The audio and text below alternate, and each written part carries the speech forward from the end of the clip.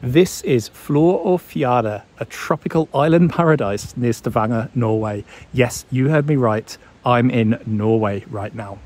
These tropical gardens have shot to the top of my must-do list for anyone visiting Stavanger. From the boat trip here to the incredible variety of flowers and trees, the wonderful colours all throughout the gardens, to the locally sourced lunch that's served in the middle of a jungle restaurant. Keep watching to discover the story of this remarkable place. But first, this story begins back in Stavanger city centre. Good morning from Stavanger. I'm here in the Radisson Hotel in downtown Stavanger, and I'm just hanging around, pretty much waiting for my 11 a.m. departure to Flor or Fjære. This is the reason I've come to Stavanger for this trip, and these tropical islands are often referred to as the Garden of Eden of Norway. That's some impressive billing, so I'm looking forward to seeing whether it lives up to the hype or not. It's about a 15-minute walk from here to the ferry terminal, and the weather forecast is not great, but the sky looks clear at the moment, so fingers crossed it'll stay dry for the ferry over to the island and then the walk around the gardens. Not far from Stavanger, you'll find the small island Sørhilde. The gardens are located here on the island's northern tip, and it's just 20 minutes by ferry from central Stavanger. That line through the island isn't a road bridge, by the way, it's actually an undersea tunnel, so this really is an island.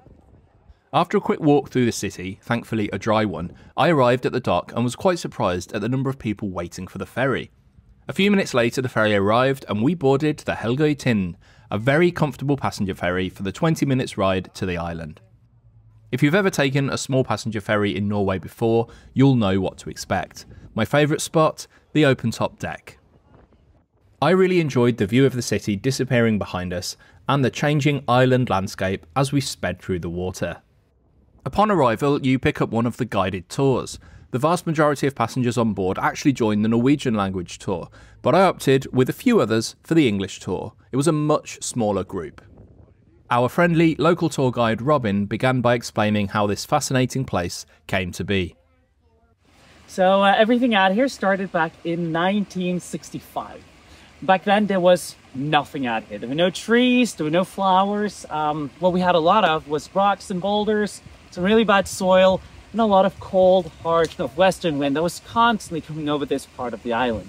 So all in all, this place was not a very fun place to spend your time. But one local had a vision. Åsmund Breen bought land, built a cabin, and began to plant a cottage garden. As the garden flourished, Åsmund's sons joined the effort too. The family overcame significant challenges such as poor infrastructure and logistical problems to expand the gardens. Over time, Flor Fjære grew into a locally renowned garden, one which began to attract visitors from across Norway and even further afield. And at the beginning of the 90s, both Åsmund and Olav started to receive phone calls from complete strangers. The call to ask if they could maybe come out here and check out the garden for themselves.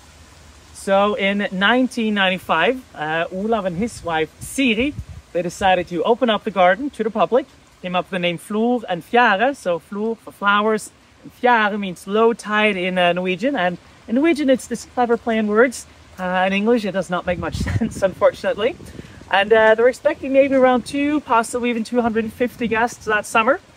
And then Åsmund and Olav, they were going to show the guests around the garden, talking a little bit about how this all came to be, while Siri, she had decided she was going to make fish soup for all of the guests. Well, that first year, they had well over 600 guests that came out here, so a little bit more than expected. And Olav and Siri, they decided to really focus on this garden forward, just to see if it would eventually take them.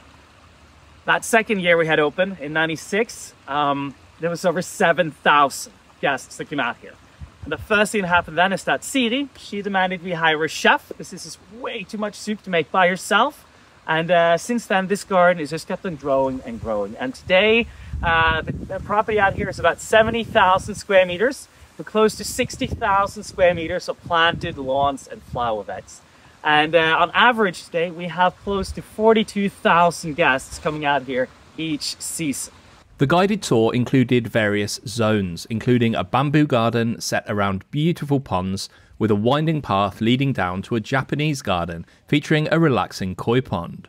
Another favourite spot is the exotic garden, filled with roses, lemon trees, stunning angel's trumpets, and banana plants that are extremely rare for Scandinavia. And then we came to the beach.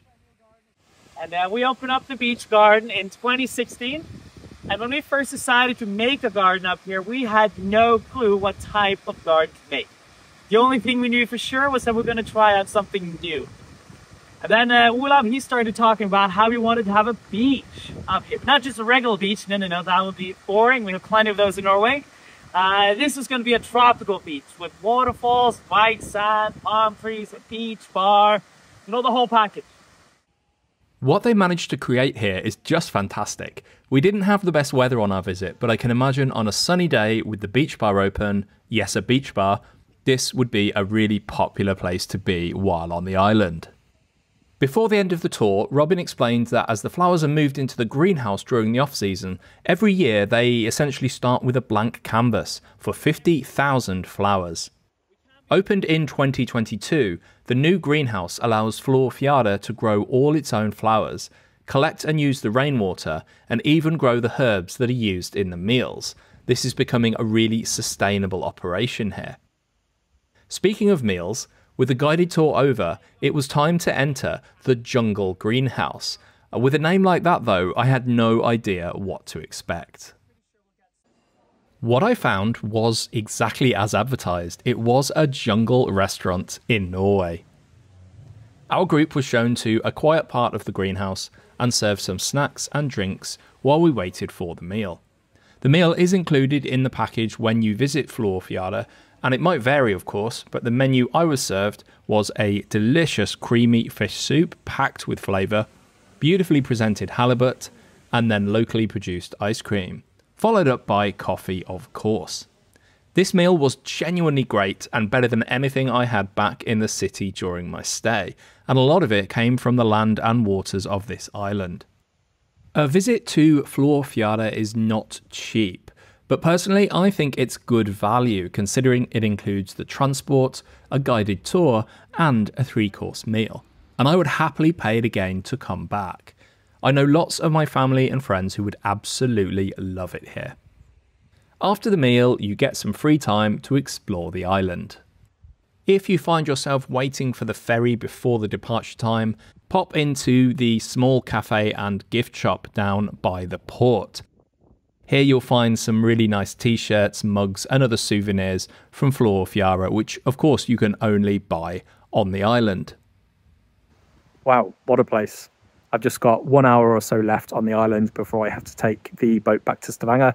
So it's time for me to put the camera down and just have one more walk around this remarkable place. If you are coming to Stavanger, I do highly recommend a visit here. It isn't cheap, but I think it's well worth the price. And if you are planning a visit to Stavanger, check this video out next for my suggestions on some other things you can do while you're in the city. Thanks for watching.